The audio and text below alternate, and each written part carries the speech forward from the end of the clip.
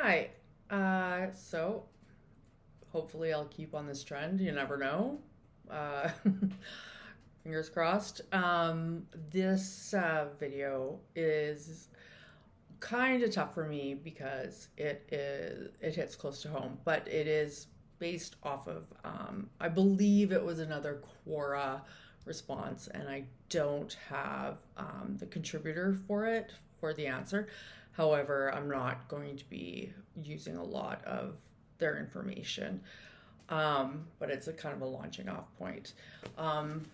It's based on hurting INTJs. So again, experiential for me, and I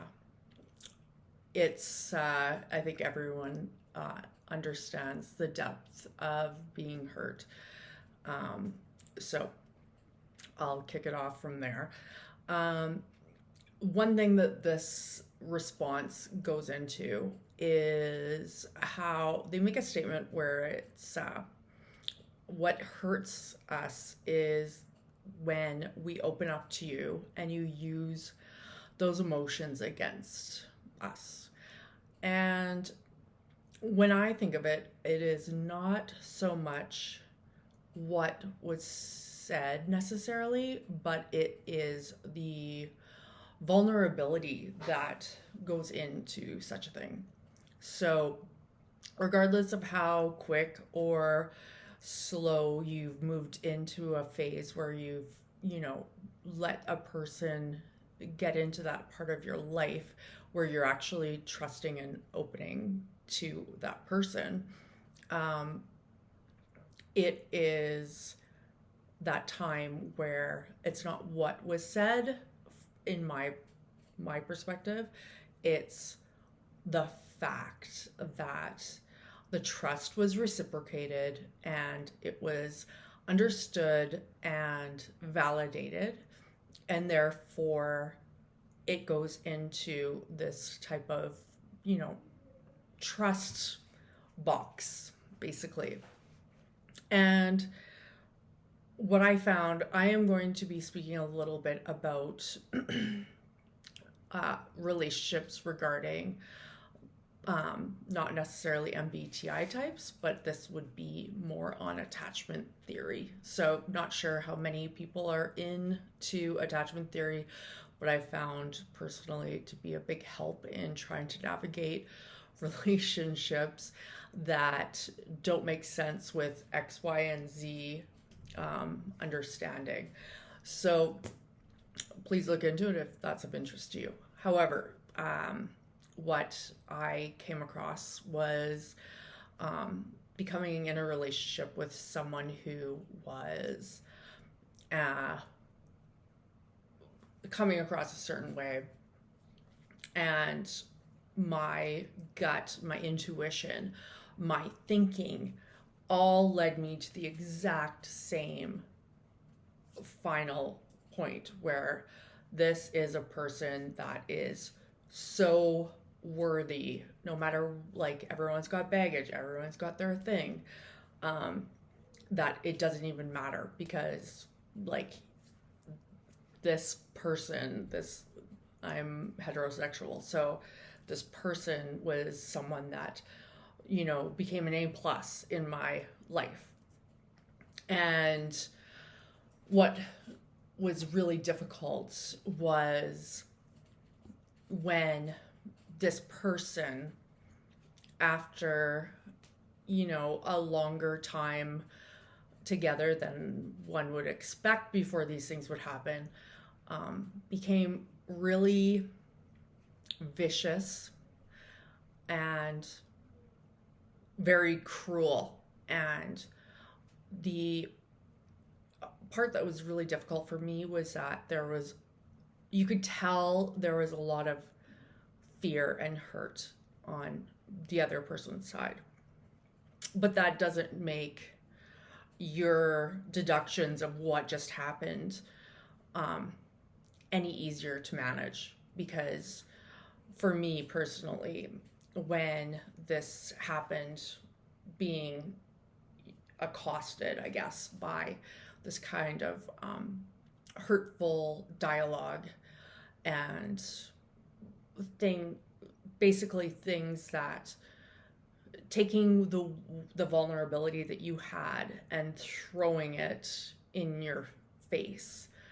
And for me, especially at my age, that's not something that normally happens. It's usually vetted, and those people don't usually get into your existence. So when it does come out of nowhere and it is shocking, I had to look for answers. And so this is where I come into that attachment theory uh, ideology, where I had to make sense of it because I was so already invested. I mean, this person and I had already gotten a lease on a shared living space. We were totally, making next steps. And this wasn't something that I just went by the seat of my pants. There was a lot of thoughts that went into it. And this person, this came out of nowhere. And so what was interesting is that I was able to make sense of it because I had asked this person to do the attachment theory quiz, and it turned out he was dismissive, avoidant. And I did the quiz as well. I turned out that I was fearful, avoidant. So if you go into these theories, I'm not going to get into it because I am by no means anything to do with a psychologist. However, we're a perfect storm for that kind of situation. And we can attract and cause confrontation, I guess, on these types of things. However, all of those things being said, it's very difficult for an INTJ female to process this, in my personal experience, because we aren't skilled with getting mad and going and throwing information at that person and demanding answers, or using I feel words where it's like, I feel that this is really not okay, or I feel really scared when you say that stuff. We don't, like, for me, myself, I don't think that way. Instead, I shut down and I take it in and I am stunned, and it takes me a couple of days to even make sense of the episode itself, let alone then going through the process of what this means in going forward. Because if I put so much thought into and the vetting process of what was allowed and checked off to get to this point, there is a lot of traction there. So is this a one-off, or is this going to be a pattern? And you hold your cards close to you, for myself anyways, while you're trying to make sense of what is currently going to be happening in your life. Because those types of situations, at least for me, were not something that I was just like, cry, get over, whatever. Instead, it begins an additional volume of deduction on what I am looking at here. I'm looking for the long term of what is happening, where I need to know whether or not this is something that is going to be something that is very detrimental. Because even though it's horrible in the initial phase, for myself anyways, I'm looking for a pattern. I'm looking for the pattern, and the pattern wasn't there yet.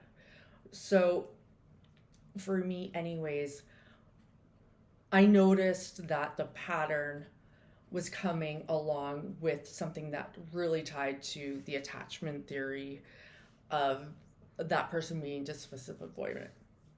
And the thing that was really tough for me um, in this process, that is, my intuition actually was almost obliterated. Like, for myself, intuition is the crux of who I am. I work on it. I live by it. I only make sense through it. I even understand through it that I don't know everything at all. Um, but if I can make such a colossal, just complete shift in what I should have seen, and we can make, we can do what every romantic comedy says, and feel sorry for ourselves and no, it hurt, like, yeah, it sucks. But the reality is that this shakes for me, the fundamental core of who I am. Because if I can't make sense of something so primary, how am I going to use my my integrity is based on my intuition. So what does that mean for every decision I'm making otherwise? How far off the mark am I? It goes into a really existential dark place. And I think people don't recognize that when they do that to a person that is an INTJ. I'm going to get emotional, but it's really hard. And I think that because a lot of folks in the regular world think that these kind of, the way that you speak is that, yes, they're speaking to you, they're looking at your persona, and they're equating you to a lot of other people. But the fact is that we aren't the people that are going to yell back at you. We're not going to go and get into that fight. What we're going to do is make sense of it, and we're going to look for patterns. And that is so internalizing. And when you internalize, it shifts a lot. And it's not just, oh, that guy's a jerk, and you just move on.